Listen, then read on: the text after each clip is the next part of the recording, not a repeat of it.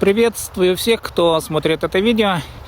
И я продолжаю тему хакасского ренессанса, о котором говорил на предыдущем видео, на первом видео, где я намеревался и заявлял тему о том, что буду говорить о хакасском ренессансе. Теперь хочу рассказать вкратце о смыслах и характеристике ренессанса. Конечно, это только общие черты, это только общие признаки, без детализации.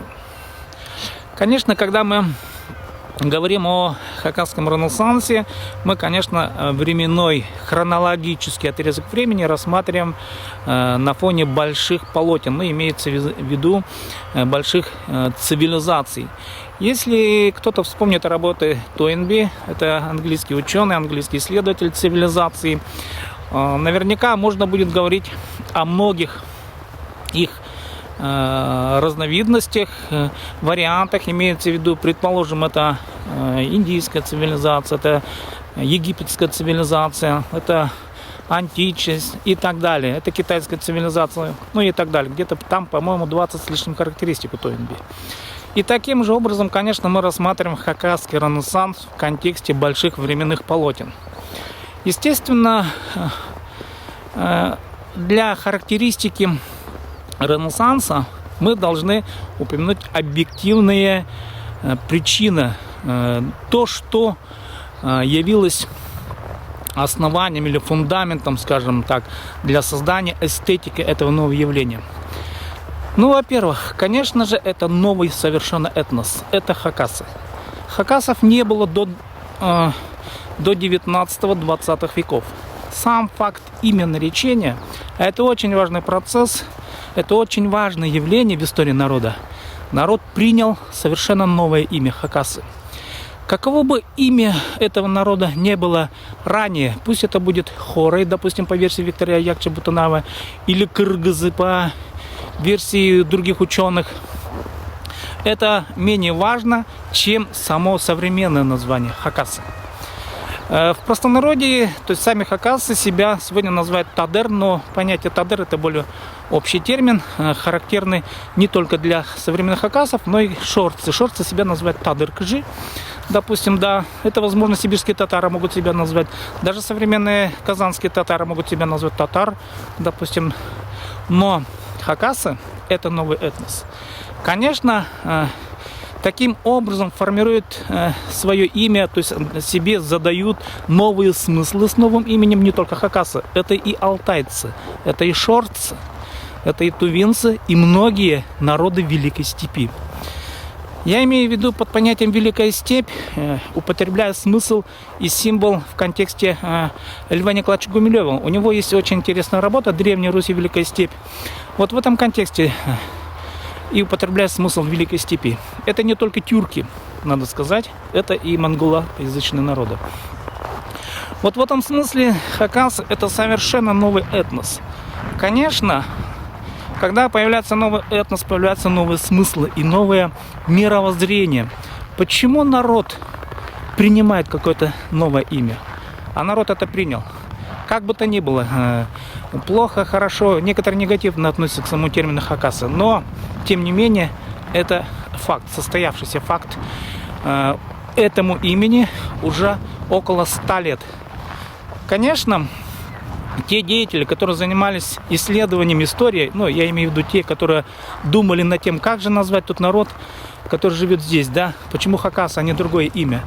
Это Степан Дмитриевич Майнагашев, один из великих деятелей, который размышлял на тему будущего своего народа. И это имя было принято, оно стало сегодня обиходным хакасом. И вот это явление, конечно, имеется в виду явление имя наречения, новое имя для народа. Это является очень важным фактом для становления новой системы мировоззрения. Вот, ну, первое назовем, да, хакасы – это новый этнос. Это один из важнейших признаков. Второе – города. Иначе говоря, экономическая предпосылка. Ранее, ну, предположим, у древних кыргызов, возможно, тоже были города, я думаю, что они были. Конечно, это не современные города с многочисленными этажами, зданиями, имеется в виду, такого рода. Но это были поселения, с городским типом мышления людей, людей свободного творческого труда. Они раньше наверняка были. Почему? Потому что иначе письменность бы не появилась. Письменность – это труд свободных людей. Свободных имеется в виду от физического труда. Города. Минусинск – это был первый город, в коем хакасы стали получать образование, европейское образование, и там стали учиться. Один из ярких символов обучения учеников – это, конечно, Николай Федорович Катанов. О нем мы будем говорить потом, но мы сейчас говорим о городах. Это Минусинск и город Абакан. Вот это два важных момента. Это момент, когда город становится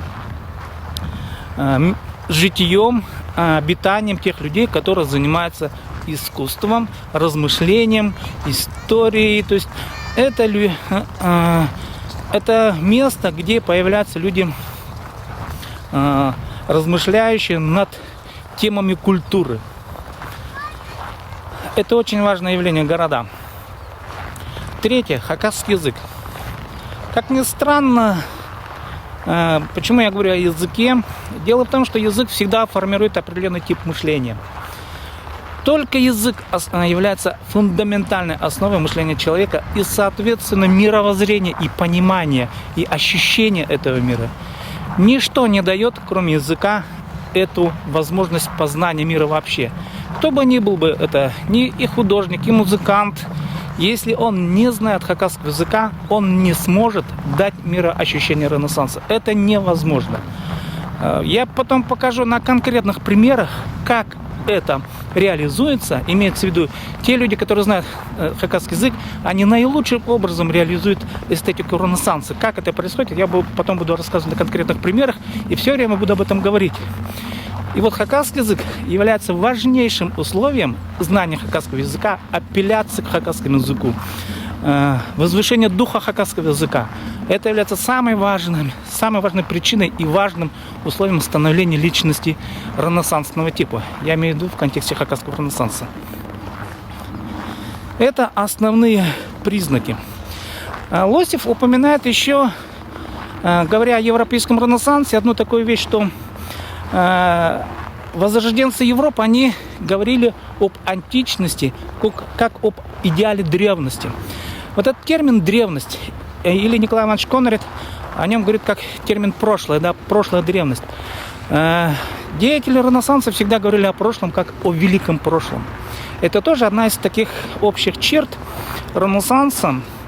Но у каждого народа свое великое прошлое. Для Европы это античность, идеал античности. Поэтому тело человека, я имею в виду для европейских художников, мыслителей, воятелей, тело человека является символом красоты. И именно в эпоху Ренессанса к человеку более пристальное внимание. Его вкладывают в квадрат, в круг. И тело человека начинает препарировать, медицина, предположим, да. Человек начинает рисовать. Человек становится центральным творением всего смысла. Конечно, и до Ренессанса о человеке говорили, но именно в эпоху Ренессанса человек становится каким-то таким особым, эстетически оформленным, эстетически завершающим таким смыслом, художественным смыслом человека. Это в Европе. И вот у хакасов тоже есть своя собственная древность. Эта древность, если хронологически посмотреть, начинается от древних памятников Окуневского периода и завершается, я бы сказал, символом последнего из каганов, я бы так бы назвал, Иренака. Это последний символ того прошлого, древнего, великого, причем это не просто прошлое, а именно великое. И эти символы, они всегда какие-то могущественные. Не просто, вот, допустим, Салбыкский курган, да? Вот что такое Салбыкский курган, как символ древности? Или что такое древнетюркская письменность? Это же, конечно, великое прошлое. Почему? Мы всегда этим гордимся. Только у нас здесь, в ареале территории Южной Сибири, появилась тюркская письменность. Она очень интересная, она особая, она ничем То есть это не калькированная эта письменность. У нее свои знаки, своя система письменности. Конечно, мы, когда говорим о прошлом, оно всегда символически связано с этой древностью. И многие народы Великой Степи, они обращаются к этим символам в своих работах, в своих трудах. И особенно это делают, конечно, сибирские народы, в том числе, конечно, хакасы. Это древнетюркская письменность, как символ древности, и не только письменность. Это и аллы-тыгнымахи, это богатырские сказания. И многие современные художники всегда они в своих работах апеллируют к этим символам. Мы потом это увидим в деталях. Сейчас же я показываю и рассказываю об общих смыслах. Следующий символ у Алексея Федоровича Лосева для характеристики европейского ренессанса следующим таким признаком он называет неоплатонизм. Что это такое, я не буду здесь рассказывать, вы сами лучше обратитесь к работам Алексея Федоровича Лосева, его работа называется «Эстетика Возрождения». Я же хочу сказать о философских смыслах современных хакасов, а какие философские базовые основы есть для тюркского ренессанса. Я хочу здесь высказать идею, многим она, возможно, покажется неуместной, но, тем не менее, я хочу подчеркнуть, что базовой философской мировоззренческой системой для тюркского ренессанса является основа тенгри. Я бы назвал это тенгрианское мышление. Кто-то это назвать шаманизмом, имея в виду образ прошлого, мировоззрение прошлого. Я употребил бы более общее слово тенгри, тенгрианство. Шаманизм это более локальная вещь, более узкое направление, чем широта явления и понимания этого слова от тенгри. Хан-тигр в хакасском языке есть это употребление, а шаман или хам это, конечно, это явление, которое входит в смыслы тенгрианства, является частью явления тенгри или хан-тигр. И мировоззрение тенгри самая главная основа, мировоззренческая основа для хакасского ренессанса. Как это выражается, тоже мы об этом будем говорить в деталях, на других видео, но сейчас высказываю идею, что тенгри является основным мировоззренческим условием для создания работ, имеется в виду художественных работ. Но коротко, таким образом мы охарактеризовали явление хакасского ренессанса. Давайте еще раз мы кратко это скажем и подчеркнем еще раз. Главным условием или возможностью бытования явления хакасского ренессанса, конечно, это объективные условия. Это социальная причина появления городов, потом появление самого этноса хакасов, потом это мировоззренческие условия, это тенгри, потом это явление прошлого, как один из символов, ярких символов того, что мы называем возрождением. Вот основные признаки современного хакасского ренессанса. Я хочу вас поблагодарить, кто смотрел это видео.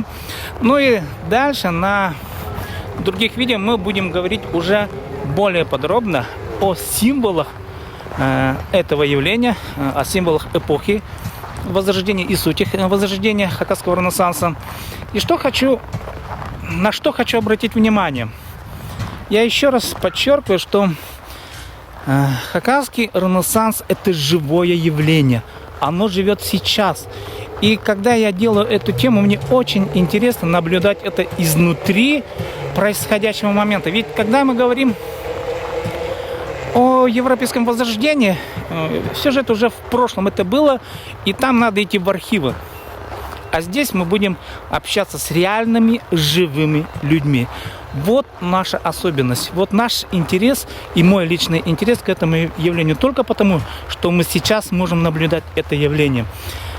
Это явление ренессанса и каким-то образом сравнивать с другими подобными периодами, которые уже прошли, которые остались в прошлом. Ну а мы это сейчас переживаем эмоционально, внутри, эмоционально, эстетически, этически, любым образом. То есть мы, по сути, будем встречаться с теми личностями, предположим, да, аналог Микеланджело.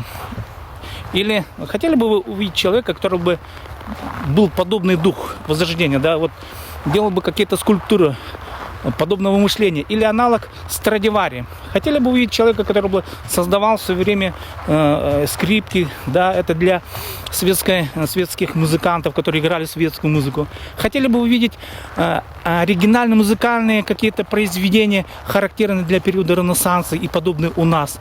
То есть проводить такие подобные аналогии мы будем все время и все время говорить. Но хочу сказать сразу, это не калька.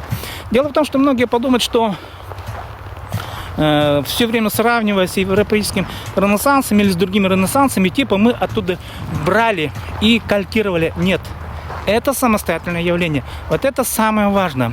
И когда мы говорим о самостоятельном явлении, а мы-то будем показывать фактами, почему самостоятельное явление, а не калька. Дело в том, что те, которые музыканты создали свои произведения или скульпторы создали свое творчество, они напрямую, то есть у них не было эпатажности к этому периоду, к этому явлению. Потому что мы сейчас живем в 20 веке, а точнее говоря, в 21 веке, да, и очень много того, что есть в культуре. Опыт человечества, он очень огромен. Это не только Ренессанс. Но в данный момент я буду говорить только о Хакасском Ренессансе, о сути этого явления. Смотрите наше видео дальше, мы будем разговаривать с живыми людьми и говорить о них, и будем подчеркивать и показывать детали Хакасского возрождения и особенности этого явления. С вами был Сибдай Том.